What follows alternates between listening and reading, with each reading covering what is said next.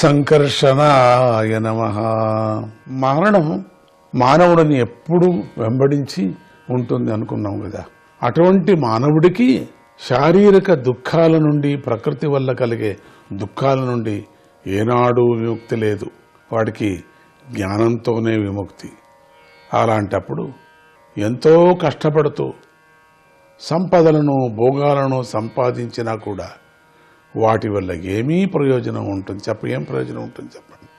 ఏమీ ప్రయోజనం లేదు. దాని నుంచి ఏం ప్రయోజనం ఉంది చెప్పండి? ప్రాణమందు ధనమందు లోభం గల జనులు రాజుల వల్ల, చోరుల వల్ల, శత్రువుల వల్ల, బంధువుల వల్ల, తనవారి వల్ల, పశుపక్షుల వల్ల, యాచకుల వల్ల, కాలం వల్ల తమకు ముప్పు కలుగుతుందేమోనని నిరంతరం భయపడుతూనే ఉంటారు. అంతేగాక తమ ధనాన్ని తామే పాడు చేసుకుంటామేమో అని కూడా భయపడుతూ ఉంటారు. అది వేరే, నేను నష్టపోతానేమో రేపు అనేది కూడా యోచన చేస్తూ ఉంటారు, భయపడుతూ ఉంటారు. కనుక వివేకవంతుడు ప్రాణులపై, సంపదలపై తనకు గల తృష్ణను విడిచిపెట్టాలి. ఈ ప్రాణాలపై ఏ ప్రాణాలుందో దానిపై, ఈ ప్రాణాలపై, సంపదపై, తన ప్రాణం మీద, సంపదల మీద తృష్ణను అంటే ఆశను విడిచిపెట్టాలి. ఎందుకంటే మానవులకు ఈ తృష్ణ వలనే శోకము, వ్యామోహము, భయము, కోపము, ఆసక్తి, చేతగానిదనము, అలసట మొదలైనవి కలుగుతున్నాయి.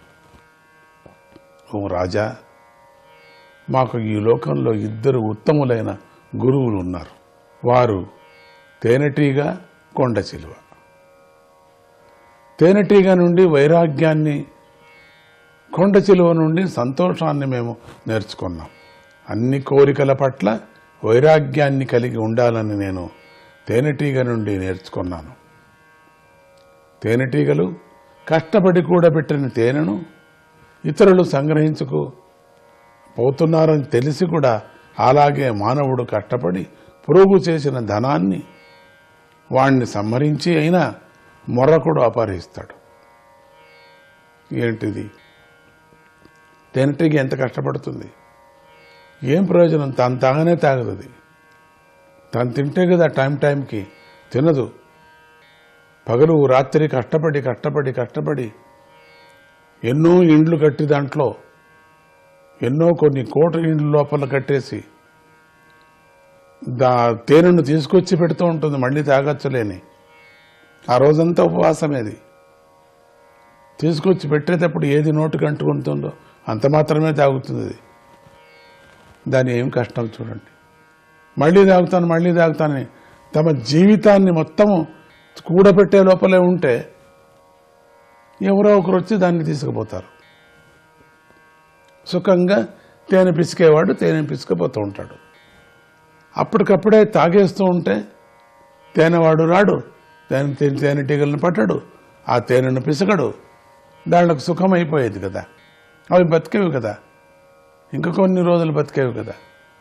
దాన్ని కడుపుకు కూడా ఏమీ తినుకోకుండా కట్టేసి రకరకాలైనటువంటి పూలలో ఉండేటువంటి అమృతాన్ని తీసుకొచ్చి అమృతం వంటి తేనెను కూడబెట్టి పౌర్ణమి అయిన తర్వాత నిదానంగా తాగుతాములే, అందరూ ఒక చోట కలుసుకొని అందరూ పాటలు పాడుతూ డ్యాన్స్ ఆడుకుంటూ తిందాములే అని అన్నీ అది ఒకే చింతనతో అన్నీ చేస్తున్నాయి.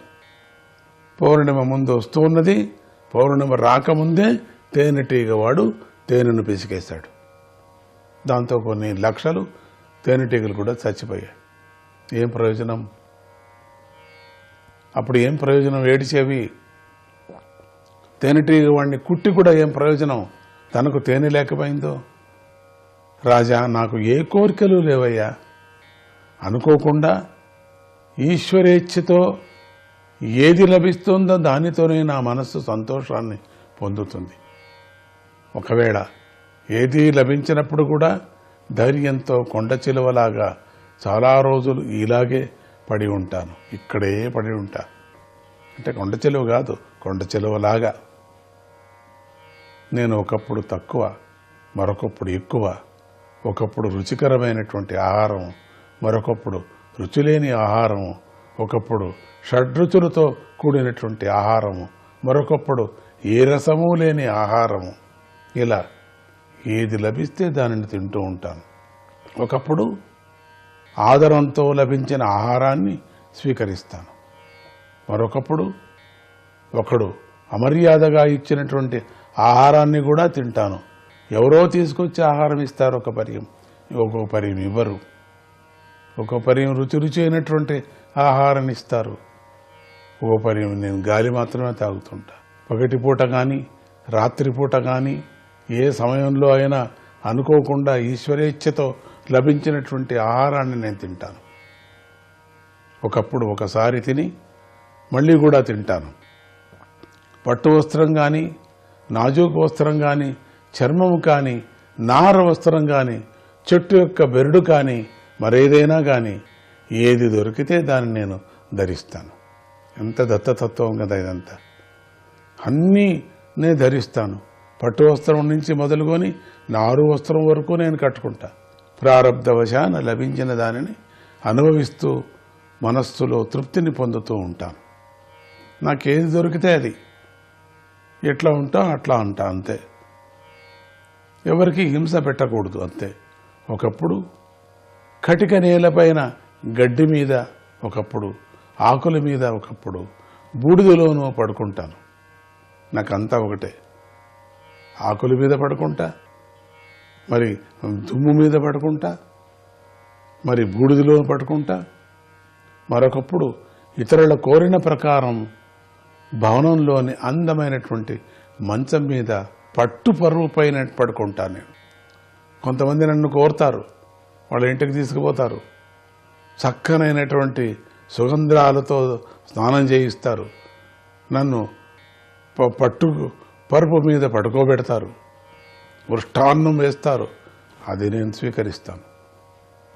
ఒకరోజు నేను చక్కగా స్నానం చేసి శరీరం అంతటా చందనాన్ని పూసుకుంటాను, నా ఇష్టం. చక్కని వస్త్రాలను ధరించి రథంపై కానీ, ఏనుగులపై కానీ, గుర్రంపై కానీ సంచరిస్తూ ఉంటాను, నా ఇష్టం. మరొకప్పుడు పిశాచంలాగా దిగంబరుడనై ఉంటాను, నన్ను చూస్తే భయం అవుతుంది. స్వభావంతోనే జనులు భిన్న భిన్నముగా ఉంటారు కదా, కనుక నన్ను నిందించేవాడిని నేను నిందించను, నన్ను సన్మానించేవాడిని నేను స్తుతించను.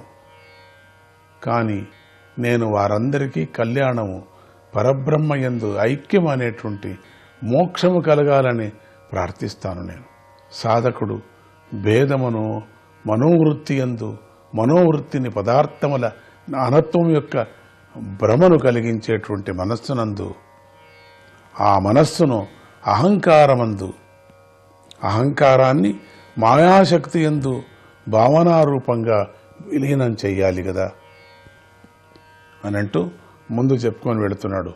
పూర్తిగా దత్తాత్రేయుడే ప్రహ్లాదుడు ఎంత అదృష్టవంతుడు. సంకర్షణాయ నమః.